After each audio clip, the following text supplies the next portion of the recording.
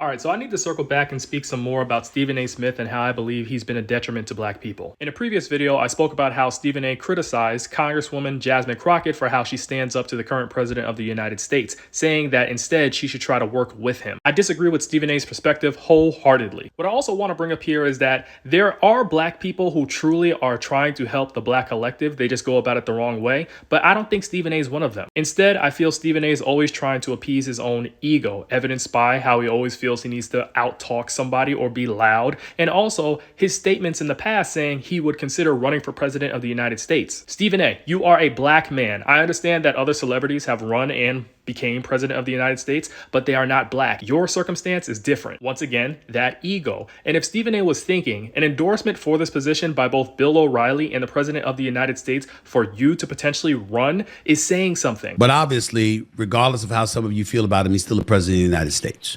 And if the president of the United States sits up there and says something like that, it counts for something. It's saying that they feel you are safe. It's saying that you do not push against the powers that be. That's something that Jasmine Crockett does. Do you think they would ever endorse her running for president of the United States? So once again, I say that Stephen A. has been a detriment to black people. His voice does not represent all of us, although he always tries to say he's speaking for black causes or he tries to be a representative. Stephen A. is a representative for Stephen A., not for us. He is a voice within the black collective, but he does not represent the black collective or what most of us are thinking. And that's why I believe we should challenge people like Stephen A. We see how sentiments towards black people end up turning into policy that ends up being a detriment to all of us. Words matter. And as much as some black folk out there don't want to believe, we are all viewed through one lens. If one of us commits crime, that's all of us. If one of us is too promiscuous, that's all of us. That should not be the case, and we need to challenge these narratives. However, Stephen A. is not doing a good job at helping us out. And that's why I feel the need to make these videos. He's viewed by millions of people, not only on ESPN, but beyond. So maybe my voice